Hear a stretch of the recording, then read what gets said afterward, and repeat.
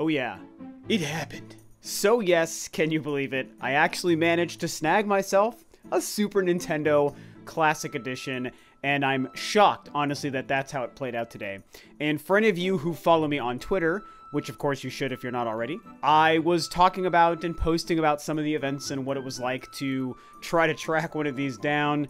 Myself and my awesome work buddy, Jake, who's the same guy who made sure to also reserve me and get me my Nintendo Switch back when those were going on pre-order in January, which was a crazy thing.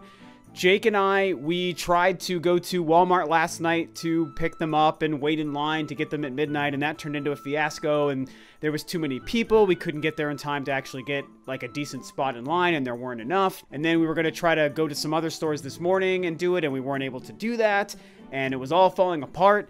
And Jake managed to find out that Amazon does these weird treasure trucks, this traveling weird like carnival truck thing.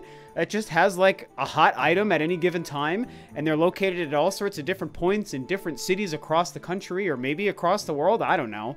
And they just have a bunch of whatever, and sure enough, and again, I was talking about this on Twitter because I was really upset that we weren't able to get SNES Classics at first. I was like, this is dumb, it's gonna take me forever.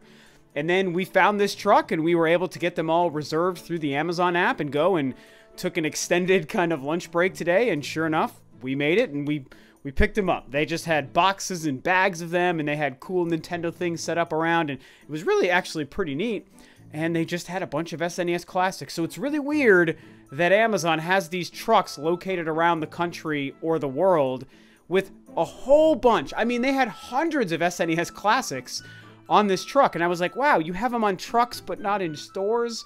But I wasn't going to complain because we were lucky enough last minute, because of my awesome homie Jake, to pick up SNES Classics. So anyway, that's just my SNES story. Let's talk about the real thing. And I have to say, there was actually a different video I planned on making today, and it was one that was just a little bit more fun and simple of a topic. And this thing came up, and I've been going back and forth with my head. Do I want to talk about the YouTube thing? Do I want to talk about the other video I wanted to do? And I was like, you know, the YouTube thing is actually really interesting, and I know that I have opinions to share just to kind of get it out there, and I think you guys will probably care about it quite a bit. And so I was like, you know, this is the important thing to talk about. Let's just discuss Nintendo and the YouTube thing. So the Nintendo and the YouTube clash is not new news to anybody, whether you're a YouTube creator or if you're just a viewer and somebody who consumes YouTube content. You still pretty much know about what's going on, and Nintendo has not really understood the video content gamer YouTube streaming thing pretty much since its inception, since it became like a really huge part of the culture over the last few years. And what's happened most recently is an email went out yesterday to all of us who are YouTube creators, who are also a part of the Nintendo Creators Program, that just updated about the fact that Nintendo has decided to remove the ability to make money off of live streaming Nintendo games, whereas previously that was something you could do. I'm sure a lot of you guys know the Nintendo YouTube Creators Program, which is set up so that anyone who's playing specific Nintendo games and using that content in their videos can have those videos associated with the Creators Program, so that Nintendo is getting a certain cut of the revenue generated from that video, and then the rest is going to you and or / Google and YouTube. So it's being split like a whole bunch of ways, but Nintendo makes sure that they're also getting a cut. And that only applies to certain games that are Nintendo games only, and they're only videos that you decide to include underneath this banner at the time that you upload them. And for myself, even as a Nintendo fan and a Nintendo YouTuber, a gaming Nintendo YouTuber, I've always thought that this is probably a dumb thing to do, and I think that it really separates Nintendo from the rest of the gaming pack in a negative way. But overall, it's like I don't really care. It hasn't really bothered me. You guys know my content. I don't put Nintendo gaming content on my channel pretty much for that reason. I make sure that I can just put either other console gaming content or just other games that aren't Nintendo's games, or more often than not nowadays, it's just me on camera like it is right now. So it's like I don't really care. I've never been super mad at this thing, but a lot of people have. It's been very controversial. And then this new thing comes out, like I said, the email, where now you can't live stream games. And previously, a lot of people, even a lot of people I know, and you guys probably follow as well, who do a lot of Nintendo content, will like to live stream like Splatoon or Smash Brothers or Mario Kart, games that make sense to live stream on YouTube, for a couple of hours at a time, and you could just include those same live streams underneath the banner of the Nintendo Creators Program and make ad revenue off them. But now Nintendo's saying you can't do that. There's a lot of theories as to why, and there's definitely a lot of people who are upset about this, and for reasons that I understand. Now, I still should add another preface and more background on my whole opinion and investment in this topic. I have no problem telling you guys that I don't really make a lot of money on YouTube. I mean, I make some money, but I'm not somebody who makes a living off of it. I don't have any near aspirations of making a living off of it and doing this only for my job. I've got a career that's a good job that pays me well, that is like what I'm pretty much dedicated to. So this is something that, while yes, I make a little bit of money off of it, I don't do it for the money. I do it because I love it. And, you know, I have in the grand scheme of things what is absolutely considered a small channel at just under 8,000 subscribers. But to me, it's huge. Like, to me, having 75, almost 8,000 subscribers is massive in my brain. My videos average a couple of thousand views a piece, sometimes lower, sometimes more. You get the random video that goes, like, viral. For me, that's like a 10,000 view video. Like, that's like a viral, huge video for me. And so, I'm not somebody who's invested in making money or not making money on YouTube. But a lot of people are. And I think that's great. Even some people who I know, who are good friends of mine through the YouTube community, make a living on YouTube or do it full time. And then some of my favorite creators, like the bigger guys, like the AVGNs and Cinemassacres and the Pat the NES Punks and stuff of the world, like, I love those creators. And I love that they can do this full time and they are successful enough to make a living at it. And I want them to continue. So just because I don't do it or aspire to do it right now doesn't mean I have anything against it, which is why I can understand why people have so much invested in this topic and why a lot of people are angry about it. But again, not everyone seems to have really talked about all of the details. And as I understand the details, they are very much what I've already kind of laid out, which is you have to select a video. When you make YouTube videos and you upload them to YouTube, you can then log into your My Nintendo account and it'll have every single video you have, and you can just check the videos you want to be included under the My Nintendo banner, or the Nintendo Creators Program banner. And it's only when you do that that Nintendo starts making sure that it's their own content and that they start splitting the revenue with you. So, to my understanding, as somebody who doesn't really use the Nintendo Creators Program, even though I'm signed up with it, I don't really use it, because like I said, I don't use Nintendo content. To my understanding, it's only those videos, so they're not necessarily taking a chunk of all the videos or a live stream you do that might be like a Dark Souls live stream or a Destiny live stream. That's not something you put under the Creators Program. So Nintendo isn't trying to take a chunk of everything you're trying to do. They're only trying to make sure they're taking your Nintendo content and have access to some of the revenue with that, and also splitting some with you as the creator or the person playing that game. The live stream thing, it comes down to so many things. You know, the big thing people want to talk about is the recent PewDiePie controversy with what happened and the thing that he said when he was playing PlayerUnknown Battlegrounds. And I do have a lot of feelings on that, but that's just too hot button of a topic to even go near, and that's not what this video is about. I do understand why some people think that Nintendo is doing this in response to what happened with that, because it's been a big firestorm, and for good reason. And I think that that's possible. Maybe Nintendo was like, well, this is just exposing some of the problems or the things that could happen on a live stream, and we just don't want to have our fairly squeaky clean image associated with that kind of thing.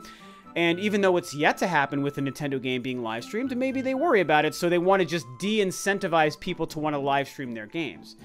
It makes sense. There could be something to that, absolutely. But I don't really feel that that's what it is. I do have to say, when it comes to live streaming, and I'm going to start doing live stream conversations pretty soon for you guys. I finally got a webcam to do that, by the way. But when it comes to live streaming in general, it's a risky thing. It's risky business. It's one of the reasons I haven't been so excited to dive into it ever since I started my YouTube career. I'm 3.5, almost 4 years in, and just now have a webcam to start doing some live stream Q&As and stuff with you guys. Like, it's a risky thing, man, because anything could happen. I mean, there are so many famous events that have happened, good and bad, just because people have been live streaming, and things that are unexpected or mistakes that they've made, dumb things that they've said, or even worse things that I'm not going to go into, have been captured on live stream. Sometimes because people don't even know that they're doing it. And like, that's something that's always made me feel like I don't want to go near it. And to anyone who does do live streams on a regular basis, that's great. Just continue to be careful. You know, you just don't know what could happen that you have no control of over, or a mistake you might even make while you're live on the internet to everybody, and then it's out there forever. So anyway, I don't want to get too far away from the main topic, which is the Nintendo and the live streaming thing.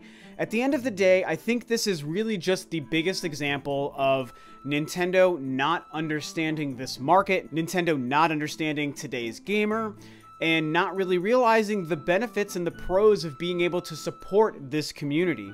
What the online video content creating, YouTubing, and live streaming and reviewing community of 2017 gaming can actually provide. Like, there's so many benefits Nintendo could get, and so many benefits a lot of other companies are getting. And I think that Nintendo is missing out by creating this huge, like, wall, like a barrier between themselves as the company and the content and the game creator, and us, the YouTuber and the content creator and the live streamer, and even just the regular old player. That stuff is huge, and there are, again, so many companies reaping the benefit, and Nintendo they just don't understand it, man. They've had like a mental block with it. We've all talked about it at length so many times. Everyone's discussed it. I've discussed it a couple times before as well. But I think that this is just the newest version of that. Why they decided to do it now and change the live streaming thing, we can't say for certain. It could be the PewDiePie controversy. It could be something else completely. It could be totally random. It could be based on something they plan on doing soon that they've yet to even make us aware of. It could be a lot of different things. But Nintendo, I think, is destined to just not want to cultivate this part of the culture any more than they already have. I think they feel like they're doing just enough to skirt by. They're throwing us just enough of a bone, in their eyes probably, to say, hey, you can do it, you can make money, provided you go through our weird, awkward, like completely antiquated system, and as long as we're getting a cut, then everything's hunky-dory. And part of the reason I even decided to really swing more towards this conversation tonight than the other one is because as I was finishing up at work, I was listening to one of the more recent Kinda Funny Games casts on podcasts on my phone while I was working. And I was just thinking about those guys, and I love those guys. I like Kinda Funny. I like all the guys associated. I think Greg and Tim are awesome. And I was like, God, these guys have the life, man, just what they do. And I thought about what Kinda Funny's role in the gaming community is, and it's like, these guys, while they're fans of all gaming and all game companies and everything, even Nintendo and the Switch, they definitely are very much known, especially Greg, for being big PlayStation and Sony fans, which is totally great, and I love them for that. I don't have to like Nintendo guys only. I like everybody. And it's interesting because I think about, like, Sony has, like, welcomed them into their community. And so when you look at what the Kinda Funny role is, and other guys similar to that with many other companies, not just Kinda Funny just with Sony, a lot of companies, a lot of YouTubers, a lot of streamers with a lot of different companies, look at the way Activision welcomes in and facilitates the whole Call of Duty gaming community online, and same with Halo and all these things. The way, like, a Sony will welcome in and make Kinda Funny and people associated with them and or of their ilk a part of the community and a part of the Sony experience, and happy to make sure that they know everything that's going on so they can share their opinions and Sony news and whatever with the world and the gamer at all times, is a great thing and a perfect example of the kind of thing Nintendo could do if they understood it more and if they cared enough. But they obviously don't. The Nintendo Creators Program is a barrier that shows that they don't understand that. The way they'll claim monetization on your video content shows that they don't understand that. And very likely the way they're treating the live streaming thing with this new information is probably also evidence of that barrier. So yeah, I know I'm kind of all over the place with this, but there's just a lot of thoughts and a lot of angles to come at this topic from. And it's weird. Again, I don't have much invested in it because I don't live stream and I don't make a living off of YouTube. So, and I don't play much Nintendo content, even though I discuss mostly Nintendo. The vast majority of my content and conversations are Nintendo. I'm not invested in this stuff other than just watching it play out, and I happen to be a part of the Nintendo and the YouTube community. So it's like I see what's going on. Friends and co-creators of mine are involved and invested, and I just like to kind of discuss it the way I see it. So that's what's going on. I think Nintendo's just still behind the times, and they're probably never going to catch up to what the YouTube gaming community is really trying to do for them. So what do you guys think about this? Are you mad at it? Are you not mad at it? What do you think as maybe a viewer on the outside looking in to what all of the other content creators are dealing with and what Nintendo's doing with the live streaming thing and the monetization? Talk about it below. It's pretty crazy, and I think that's it. So this is Rob of Rule of 2 Review, guys. Thanks, of course, as always, for tuning in, and I'll catch you next time on another video.